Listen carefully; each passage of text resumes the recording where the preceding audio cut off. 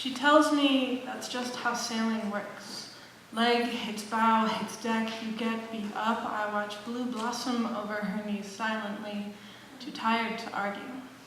Some days, I'm not strong enough to reel the woman I love back home to me. The line is heavy with the history of abuses she has suffered. Some days she fights me every inch up. When her parents come for brunch on Sundays, we pull apart the beds, separating ourselves neatly as hospital-cornered sheets in front of Mr. and Mrs. Evans. I'm only her roommate. Her father brings a brown paper bag sprouting fresh produce from his garden. Her mother and I pass conversation like an hors d'oeuvres plate in the living room while they throw spaghetti against the ceiling in the kitchen, set off the smoke alarm making bananas flambé, but some days he won't stop fussing with the radio. The counters are too cramped, the knives are dull. Some days the volume of his voice is an ascension to an explosion that threatens to capsize this moment into the ocean of his anger. And every time I tell her, the day he hits her in our house is the day we move to Boston.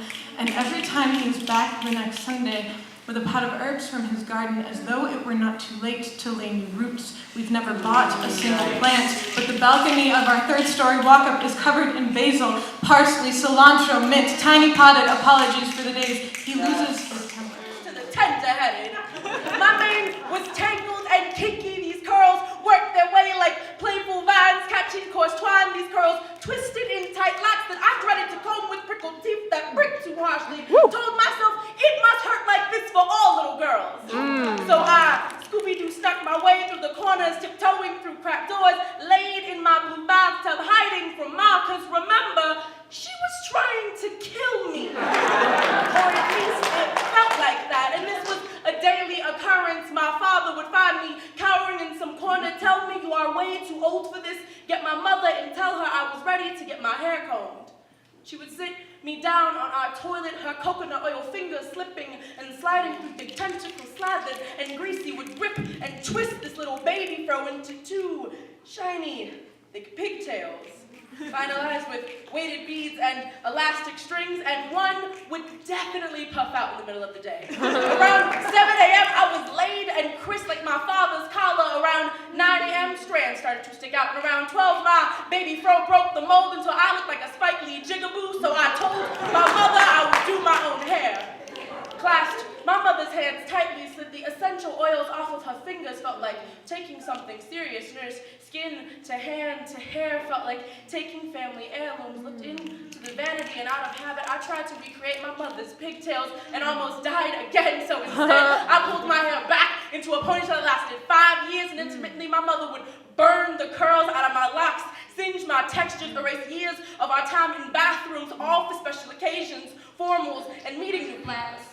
I remember her teachers, her classmates in school colors, and I've even walked past the intersection where they found her lying in a puddle of her own blood. I didn't know how to feel when I logged into Facebook and saw our peers praying for her rapist to get captured, for her to wake up from her coma. Hashtag in my prayers, hashtag get better, hashtag justice, hashtag justice, hashtag justice, as if hashtags could bring justice.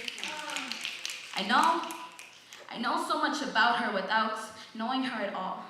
I feel like I've seen her before, taking the same 66 Chicago bus to the Blue Line. I feel like I've seen her before, between the intersection of Fullerton and Long. I could have sworn I've seen her before, somewhere in my reflection in me. I wanted to protect her. I wanted to tell her it isn't her fault. I wanted to find him, hurt him, show him the pain that she's going through. Before this ever happened, I was fascinated by American Sign Language and finding communication through body language until I read the article when they announced that they arrested you and mentioned that you were deaf and mute. And then I wanted to talk to you. I wanted to ask you why. I wanted to retrace your footsteps so we could find where you dropped your humanity. Does it make it easier? Does it help you that you can't hear her screams and your nightmares begging you to stop? Stop? Is that why you hit her in the head with the brick? Because you couldn't tell her to shut up? Shut up? Can you read my lips well enough to understand how much I despise you? Warriors in 2012, my skin is brown. but I do not know their struggle. Mi color es cafecito, así como las mujeres perdidas de Juárez, pero no oigo sus gritos, 3,000 deaths in a 10-year snatch. But I have never had to prove my birthplace, only been asked to speak English in class, dijo, porque aquí, en América, hablamos inglés. She might as well have told me que cuando aprendí el idioma debería olvidar mi cultura hispana a la misma vez, pero mi color es cafecito y eso es algo que no puedo ignorar. This is America. Speak English, she says. But why? ¿Te sientes incómoda? ¿Porque no entiendes todo lo que digo? Yes, I tap with 2 tongues against the inside of my mouth. Do you feel alienated yet? Blue eyes and blotchy pale skin tied together by a smirk of perfectly straight and white teeth mark the day of my discovery. My skin is brown. Soy de aquí y soy de allá. I don't know their struggle. Nunca he tenido que luchar for my historia not to be smooth on the sand and wind descartado as basura. I complain of 30 below Minnesota nieve when the imperial desert reaches 130 on the daily. I tell you, I do not know their struggle. Solo sé historias de mis abuelos cruzando la frontera con corazones valientes. Una mujer más fuerte, my skin is brown, but I have never had to army crawl 2.5 blocks under shallow waves welcoming hypothermia. Have you? Have you ever had thermal energy technology provide your silhouette a tus enemigos sin importarles de tu nombre, faceless, face down, shirtless, zip tied, hands behind your back? Yeah, well, my skin is brown, like theirs, but I do not know their struggle.